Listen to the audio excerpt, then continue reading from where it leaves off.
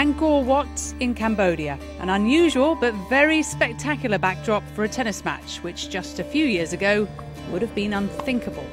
Historically, this is where King Jayavarman VII used to come and see all the games and the wrestling and the elephant pulling and so on and so forth. And to be here today, it's quite symbolic for the Tennis Federation of Cambodia. The match was to launch a new grassroots tennis programme and announce the signing of Cambodia's new tennis ambassador, the former doubles world #1 Leander Paes of India. It's always been a dream of mine to come out to Angkor Wat and visit, but to get to play tennis here is phenomenal. It's a fitting setting for a sport which thrived in the country until 1975, when Pol Pot and the Khmer Rouge came to power.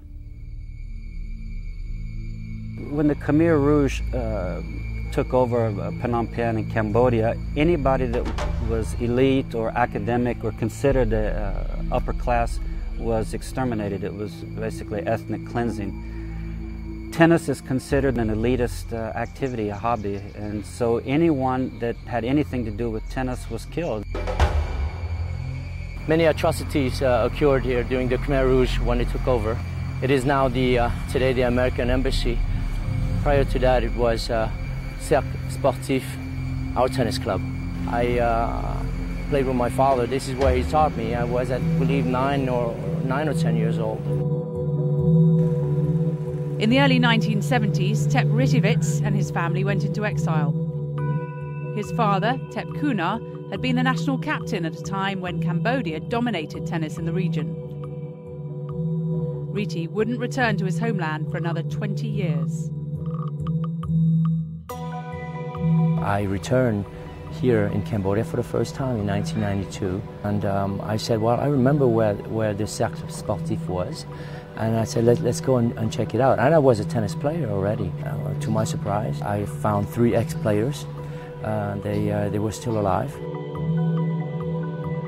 Nobody knows exactly how many tennis players were killed, but one of the 3 survivors was his father's old teammate, Yi Sarun. Many of his and Riti's family were last seen here at Cho Yung Ek, better known as the Killing Fields. He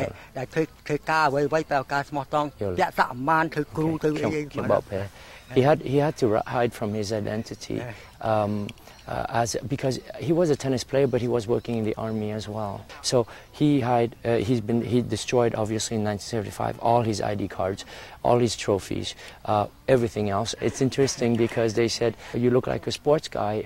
You know, were you a sportsman?" And he said, "No, I'm not.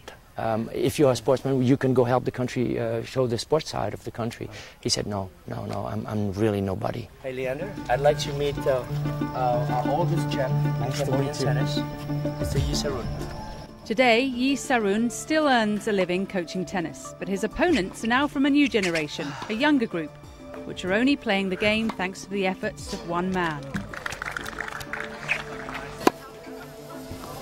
Well, basically, Pol Pot, as everybody knows, wanted to start year 0. We started year 0 back in 1993-94, as far as tennis was concerned.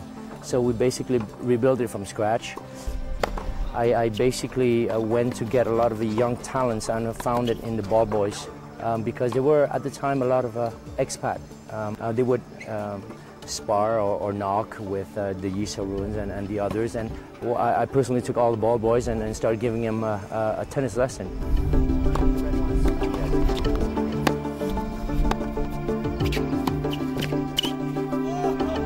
With the help of the ITF, Riti embarked on a programme to introduce mini-tennis into schools and eventually establish a national training centre.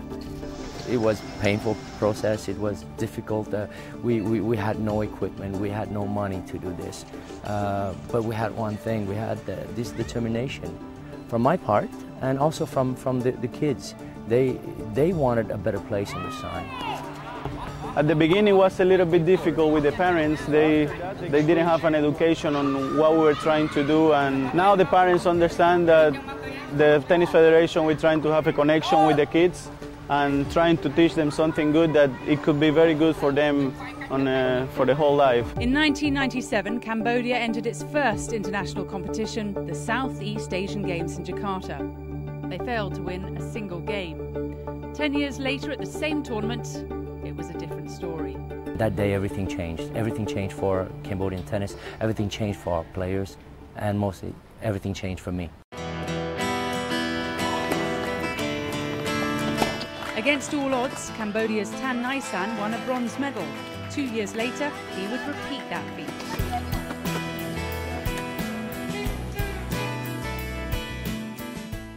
It was worth like gold or platinum for us. I had no more voice. Everybody was cheering. Most of the people were crying. Our player was delirious. 2009, he ended up winning a match that nobody would have believed. It was almost destiny for Cambodia to be able to come back and repeat and get another bronze medal, and the emotion just overwhelms you. In 2012, Cambodia will re-enter the Davis Cup, and these players will finally follow in the footsteps of the likes of Tep Kunar and Yi Sarun. It marks an amazing turnaround for the country and the game, and the final realisation of one man's dream.